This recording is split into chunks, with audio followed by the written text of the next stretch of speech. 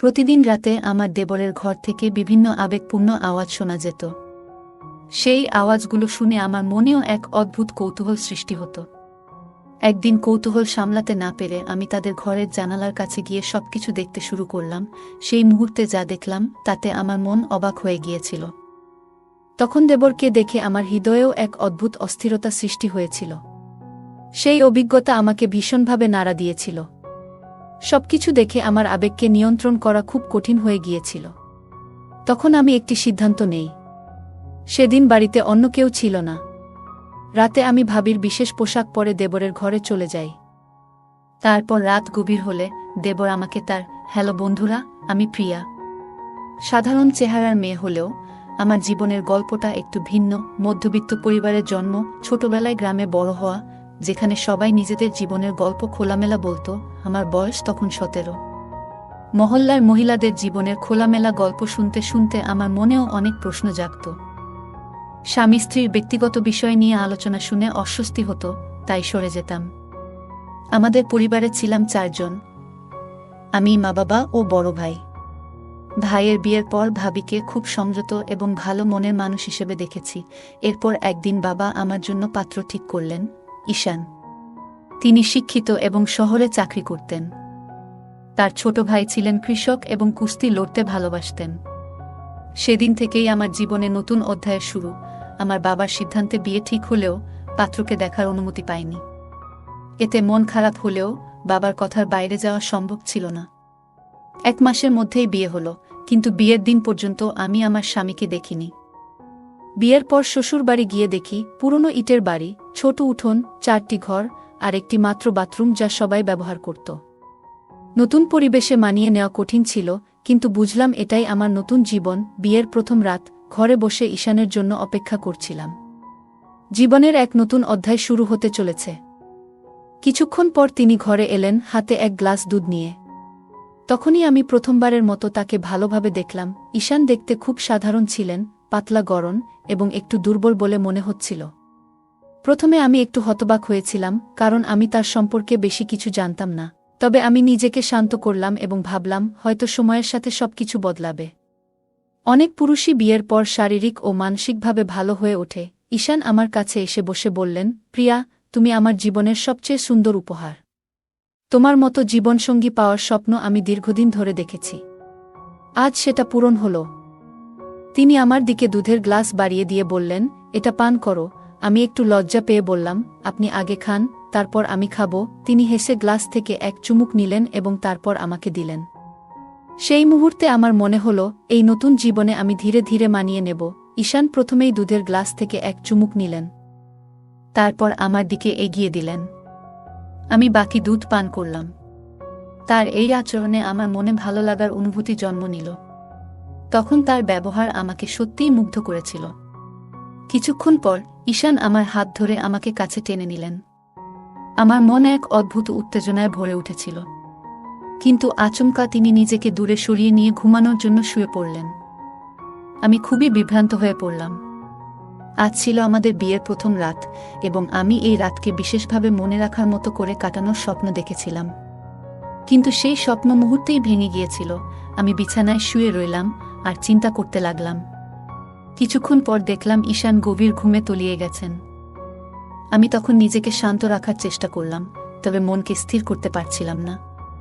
কখন ঘুমিয়ে পড়েছিলাম বুঝতেই পারিনি। সকালে সূর্যের আলোয় ঘুম ভাঙল। উঠে বাথরুমে ফ্রেশ হয়ে বাইরে এলাম। দেখি ছোট ভাবি বাসন মাজছেন। পাশে গিয়ে সাহায্য করতেই তিনি মুচকি হেসে বললেন, প্রিয়া ভাবি, কাল রাতে কেমন কাটল? নিশ্চয়ই খুব আনন্দময় ছিল, তাই না? তার কথা শুনে এক মুহূর্তে নির্বাক হয়ে গেলাম। কি বলবো ভেবে পেলাম না। ভাবির সঙ্গে গল্প করতে করতে জিজ্ঞাসা করলাম, তোমার বিয়ে আগে কিভাবে হলো? ভাবি হাসি দিয়ে বললেন, জাজি বিয়েতে আগ্রহী ছিলেন না, শাশুড়ির জোরাজুরিতে হয়েছিল। কথাটা শুনে একটু থমকে গেলাম, কিন্তু কিছু বললাম না। এমন সময় ভাবির ছোট ছেলের কান্না শুনে তিনি চলে গেলেন, আর আমি একা কাজ করতে করতে ভাবতে লাগলাম, নতুন সংসার মানে হয়তো এমনই অজানা গল্প আর অভিজ্ঞতার মুখোমুখি হওয়া। কয়েকদিন পর সকালে বাথরুম থেকে ফিরে রান্নাঘরে গেলাম। শাশুড়ি সবজি কেটে বললেন, বুমা, সবজি হয়ে গেছে, এবার সবার জন্য চা বানিয়ে দাও। নতুন জীবনে ধীরে ধীরে সব শিখে নিচ্ছিলাম। আমি তাড়াতাড়ি চা বানিয়ে সবার হাতে তুলে দিলাম। এরপর ভাবির সঙ্গে রান্নায় সাহায্য করতে শুরু করলাম। এভাবেই 10 দিন কেটে গেল। তবে প্রতিদিন রাতে আমি একই হতাশার মুখোমুখি হতাম। আমার স্বামীকে আমি জিজ্ঞাসা করতাম, তুমি কেন এমন করছো? কেন আমাকে সময় দিচ্ছ না? কিন্তু তিনি কোনো উত্তর দিতেন না। মুখ ফিরিয়ে শুয়ে পড়তেন। আমি অনেক চেষ্টা করতাম নিজেকে সামলে রাখার। আমার মনের ভেতর যন্ত্রণা বাড়তে থাকলেও কাউকে কিছু বলার সাহস করতাম না। কিছুদিন পর আমার স্বামী শহরে তার কাজের জন্য চলে গেলেন। আমি তাকে থামানোর চেষ্টা করিনি। কিন্তু মনে একটাই প্রশ্ন ছিল, কেন এই সম্পর্ক এমন হচ্ছে? প্রত্যেক নারী তার স্বামীর কাছ থেকে ভালোবাসা ও যত্ন আশা করে। সংসার সুখে চলার জন্য শুধু অর্থ বা খাবার যথেষ্ট নয়। স্বামী স্ত্রীর মধ্যে এমন কিছু অনুভূতি থাকে যা একজন নারীর মনে সুখ ও পরিপূর্ণতার অনুভূতি নিয়ে আসে। কিন্তু আমার স্বামীর মধ্যে সেই চেষ্টার অভাব আমি স্পষ্ট দেখতে পাচ্ছিলাম। আমি চুপচাপ সময় কাটিয়ে দিলাম আর মনে মনে ভাবলাম, হয়তো সময়ের সাথে সবকিছু ঠিক হয়ে যাবে। বিয়ে করার পর প্রত্যেক মেয়ে ভাবে তার নতুন সংসার তার জীবনের সবচেয়ে সুখময় অধ্যায় হবে। আমিও তাই ভেবেছিলাম। কিন্তু সময়ের সঙ্গে সঙ্গে বুঝলাম আমার স্বপ্নগুলো এক এক করে ভেঙে যাচ্ছে। আমার স্বামী ঈশান কাজের জন্য শহরে চলে গেলেন। আমি চুপচাপ তাকিয়ে রইলাম। মনে হচ্ছিল যেন জীবনের সব আশা ধীরে ধীরে ফুরিয়ে যাচ্ছে। শ্বশুর বাড়িতে আমি একাই 6 মাস কাটিয়ে দিলাম। এই 6 মাসে আমার স্বামী মাত্র 10 দিনের জন্য বাড়ি এসেছিলেন, তাও যেন তার মধ্যে কোনো আগ্রহ ছিল না। আমার মন ভেঙে যাচ্ছিল, কিন্তু কাউকে কিছু বলতে পারিনি। নিজেকে শান্ত রাখার চেষ্টা করছিলাম। তবে এ সময় এক বিষয় খুব খারাপ লাগত। আমার ছোট ভাবিকে দেখে আমার মনে ঈর্ষা হতো। তার স্বামী একজন পরিশ্রমী কৃষক এবং শারীরিকভাবে খুবই শক্তিশালী। তাদের দাম্পত্য জীবন সুখে ভরা ছিল। একদিন আমি শাশুড়িকে বললাম, মা, আমি একবার আমার বাপের বাড়ি যেতে চাই। তিনি অনুমতি দিলেন। পরদিন সকালে আমার দেবর আমাকে বাপের বাড়ি পৌঁছে দিয়ে নিজে আবার ফিরে গেলেন। বাপের বাড়িতে পৌঁছানোর পর মা ও ভাবি আমার কাছে জানতে চাইলেন, শ্বশুরবাড়ি কেমন? তোমার সেখানে সময় ভালো কাটছে তো? আমি চুপ করে রইলাম। কি বলবো বুঝতে পারছিলাম না। আমার মনের কষ্ট কাউকে বোঝাতে পারছিলাম না। বাপের বাড়িতে গিয়ে সবাই শ্বশুরবাড়ির খবর নিতে চাইল। মুখে হাসি রেখে বললাম, সব ঠিক আছে, কিন্তু যার ঠিক থাকার কথা সেই ঠিক নেই। এ কথা বলার সাহস হয়নি। জানতাম বললে সবাই কেবল হাসবে। ধীরে ধীরে বাপের বাড়ির মহিলাদের সঙ্গে বসা শুরু করলাম। তারা স্বামী স্ত্রীর সম্পর্ক নিয়ে নানা খোলাখুলি গল্প করত। আমি মন দিয়ে শুনতাম, কিন্তু কিছুই বলতাম না। বলার মতো কিছুই ছিল না। তাদের কথাগুলো কখনো মন ছুঁয়ে যেত, আবার কখনো ব্যথা দিত। ভাবতাম, ইস, আমার স্বামী যদি আমাকেও এভাবে ভালোবাসত। কিন্তু বাস্তবতা ছিল একদম ভিন্ন। 1 মাসে তাদের কথা আমার মনে গভীর প্রভাব ফেলেছিল। অনুভব করলাম আমিও এমন ভালোবাসার ভরা একটি সম্পর্ক চাই। হঠাৎ একদিন দেবর এসে বলল, চলুন, শ্বশুরবাড়ি ফিরে যেতে হবে। মা বাবা আমাকে আনন্দের সঙ্গে বিদায় দিলেন। শ্বশুরবাড়ি ফিরে দেখলাম স্বামী তখনও শহরে।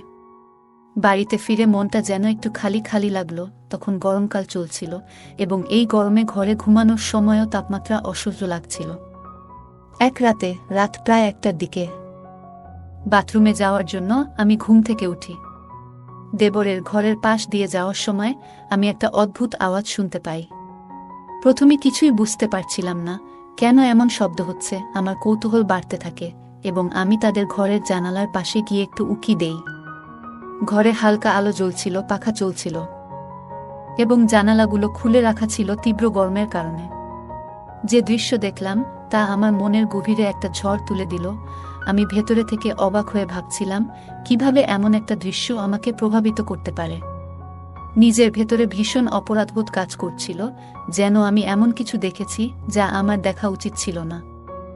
আমি সঙ্গে সঙ্গে সেখান থেকে সরে আসি, বাথরুমে যাই এবং তারপর আমার ঘরে ফিরে এসে শুয়ে পড়ি। কিন্তু আমার চোখে আর ঘুম নেই। বিছানায় শুয়ে শুয়ে আমি শুধু ভাবছিলাম, কেন আমি এমন অনুভব করছি। আমার মনকে বারবার বোঝানোর চেষ্টা করছিলাম যে এই ভাবনাগুলো ঠিক নয়। এভাবেই ধীরে ধীরে আমার জীবনের প্রতিদিনের গল্প এগিয়ে যেতে থাকে। এমন ঘটনা প্রায় প্রায় ঘটছিল। তার কিছুদিন পর আবার আমি সেই একই ঘটনার সম্মুখীন হই। সন্ধ্যার গরম আবহাওয়ায় বাড়ি ভেতরে থাকলেও ঘুমাতে অসুবিধা হচ্ছিল। এক রাতে ঘুম ভেঙে আমি বাইরে এসে বাগানের পাশ দিয়ে হাঁটছিলাম। হঠাৎ একটি ঘরের কাছ থেকে অদ্ভুত শব্দ শুনতে পাই। আমি বুঝতে পারছিলাম না যে এটি কী কারণে হচ্ছে। কৌতূহলী হয়ে আমি জানালার দিকে এগিয়ে যাই। জানালা থেকে ভেতরে উঁকি দিয়ে দেখি ঘরে হালকা আলো জ্বলছিল এবং পাখা চলছিল। দৃশ্যটি দেখে আমি অবাক হয়ে যাই। দৃশ্যটি আমার মনের গভীরে এক অদ্ভুত অনুভূতি সৃষ্টি করে। আমি তাড়াতাড়ি সেখান থেকে সরে এসে নিজের ঘরে ফিরে যাই। সকালে দেখি ছোট ভাবি একটু অস্বাভাবিকভাবে হাঁটছেন। আমি মজা করে বললাম, কি ব্যাপার, শরীরটা ভালো নেই নাকি? লজ্জা পেয়ে তিনি বললেন, হ্যাঁ বোন, কোমরে একটু ব্যথা হচ্ছে। আমি হাসতে হাসতে বললাম, তোমার স্বামী বোধহয় তোমাকে একটু বেশিই ভালোবাসে। তিনি মৃদু হেসে বললেন, ক্লান্তি সত্ত্বেও সে রাতে আমাকে সময় দেয়া। আমি বলি, বিশ্রাম নাও। কিন্তু সে বলে, তোমাকে ভালোবাসা ছাড়া আমার দিন শেষ হয় না। তার কথা শুনে মনের গভীরে একটু ঈর্ষা অনুভব করলাম, কিন্তু সান্ত্বনা দিয়ে তাকে বিদায় দিলাম। দুপুরে খবর এলো তার মা অসুস্থ, তাই পরের দিন তিনি মায়ের বাড়ি যাওয়ার প্রস্তুতি নিলেন। যাওয়ার সময় তিনি বললেন, দিদি, তোমার দেওর আজ সন্ধ্যায় ফিরবে। রাতে তার জন্য দুধ গরম করে দিও। আমাকে 1 মাস মায়ের কাছে থাকতে হবে। আমি হেসে বললাম, নিশ্চিন্তে যাও, আমি সব দেখব। সন্ধ্যায় দেবর বাড়ি ফিরল। রাতের খাবার শেষে সবাই যার যার ঘরে চলে গেল। আমি দুধ গরম করে তার ঘরে দিলাম। ঘরে ঢুকে দেখি হালকা আলো জ্বলছে আর সে বিছানায় শুয়ে আছে। দুধের গ্লাসটা রেখে আমি দ্রুত বাইরে চলে এলাম। ঘরে ফিরে মন অস্থির হয়ে উঠল। দেখা দৃশ্য ও অনুভূতিগুলো মনের গভীরে দাগ কাটল। স্বামীর প্রতি ভালোবাসা থাকা সত্ত্বেও কিছু অভাব বোধ করছিলাম। নিজের আবেগ সামলানোর চেষ্টা করলেও মন বলছিল, জীবনের কিছু সিদ্ধান্ত হয়তো ভুল ছিল, তবে জানতাম পরিবার ও নীতিবোধের কথা ভেবে এসব চিন্তা থেকে মুক্তি পেতে হবে। দেবরের প্রতি এমন অনুভূতির জন্য নিজেকে অপরাধী মনে হচ্ছিল। সিদ্ধান্ত নিলাম, শক্ত হয়ে এসব ভুল চিন্তা দূর করতে হবে এবং পরিবারের প্রতি দায়িত্বশীল হতে হবে। সন্ধ্যায় গভীর চিন্তায় ডুবেছিলাম। স্বামীর প্রতি ভালোবাসা থাকা সত্ত্বেও সেই মানসিক শান্তি কোনোদিন পাইনি। তবু মনকে বোঝাতে চেষ্টা করেও দিন দিন তৃষ্ণা বাড়ছিল। একদিন পরিস্থিতি এমন হলো যে আমার স্বামীর অনুপস্থিতিতে বাড়িতে শুধু আমি আর আমার দেবর ছিলাম। এক গভীর রাতে হঠাৎ করে একটি নতুন ভাবনা মাথায় এলো। আমি ভেবেছিলাম, যদি দেবরকে আমার দুঃখের কথা খুলে বলি। অনেক ভেবেচিন্তে আমি তার সাথে কথা বলার সিদ্ধান্ত নিলাম। রাতে আমি আমার ঘরে বসেছিলাম। সাহস সঞ্চয় করে আমি দেবরের ঘরে গেলাম। সে প্রথমে হতবাক হয়ে গেল। আমি তাকে বুঝিয়ে বললাম যে কতটা একাকিত্বে ভুগছি। দেবর শান্তভাবে আমার কথা শুনল। কিছুক্ষণ পরে সে আমাকে সান্ত্বনা দিতে শুরু করল। সেই রাত ছিল অন্যরকম। কথোপকথনের মধ্য দিয়ে আমরা একে অপরকে বুঝতে শুরু করলাম। ধীরে ধীরে আমাদের মধ্যে একটি অদ্ভুত অনুভূতি কাজ করতে লাগল। কিন্তু সেই মুহূর্তেই আমার মনের মধ্যে দ্বিধা জন্মাল। এটা কি ঠিক হলো? পরবর্তী দিনগুলোতে আমি অনুভব করলাম আমার ভেতরে এক ধরনের অপরাধবোধ কাজ করছে। তার মধ্যেই একদিন রাতে যখন আমি দেবরের ঘর থেকে বের হচ্ছিলাম, তখন আমার শাশুড়ি আমাকে দেখে ফেললেন। তিনি আমাকে কিছু বলেননি, কিন্তু তার চোখে সন্দেহের আভাস স্পষ্ট ছিল। পরদিন তিনি সরাসরি আমাকে প্রশ্ন করলেন, তুমি এত রাতে দেবরের ঘরে কেন যাও? আমি তার প্রশ্নের জবাব দিতে পারছিলাম না, কিন্তু তিনি আমাকে বকাঝকা শুরু করলেন। আমি বললাম, মা, আপনার বড় ছেলে আমাকে কোনোদিন সঠিক ভালোবাসা দিতে পারেনি। আমি চেষ্টা করেছি, কিন্তু একাকিত্বে ক্লান্ত হয়ে পড়েছি। মা কিছুক্ষণ চুপ থেকে বললেন, পরিবারের মানসম্মান নষ্ট হয় এমন কিছু করো না। আমার বিয়ের পর থেকেই অনিশ্চয়তায় ছিলাম। স্বামীর প্রতি ভালোবাসা থাকা সত্ত্বেও আত্মিক শান্তি পাইনি। একদিন শাশুড়িকে বললাম, মা, আমি এই বিয়েতে মানসিক শান্তি পাইনি। আমি একাকিত্বে ভুগছি। শাশুড়ি চুপ থেকে বললেন, তোমার কষ্ট গভীর। আমি বুঝতে পারিনি। কয়েকদিন পর শাশুড়ি আমার স্বামীকে সব জানালেন। সেই রাতে আমি সম্পর্ক থেকে বেরিয়ে আসার সিদ্ধান্ত নিলাম। পরদিন নিজের বাড়ি ফিরে মনের সব কথা মা ও ভাবিকে বললাম। তারা আমার দুঃখ শুনে মর্মাহত হলেন। পরিবার সিদ্ধান্ত নিল আমার জন্য নতুন জীবনের পথ তৈরি করবে। কিছুদিন পর আমনের সঙ্গে বিয়ে হলো, যিনি দয়ালু ও দায়িত্বশীল। আমার জীবনের নতুন অধ্যায় শুরু হলো, যেখানে শান্তি ও সুখ ফিরে পেলাম। আমি বিয়ের 15 দিনের মাথায় নতুন শ্বশুরবাড়িতে প্রবেশ করি।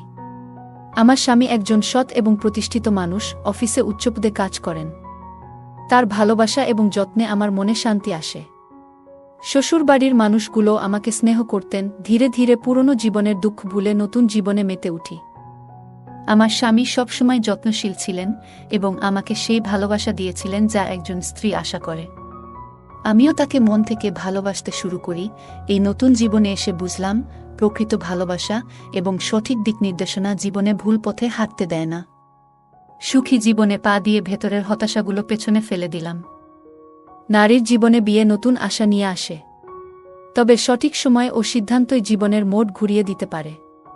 ভুল কখনো চূড়ান্ত নয়, বরং সংশোধনের সুযোগ দেয়া। গল্পটি আমাদের শেখায়, নিজের প্রতি বিশ্বাস এবং দৃঢ় মনোবল থাকলে যে কোনো চ্যালেঞ্জ জয় করা সম্ভব। বন্ধুরা, এই ছিল আমাদের আজকের গল্প। আপনাদের গল্পটি কেমন লাগলো জানাতে ভুলবেন না। আপনাদের প্রতিটি কমেন্ট আমাদের উৎসাহ দেয়।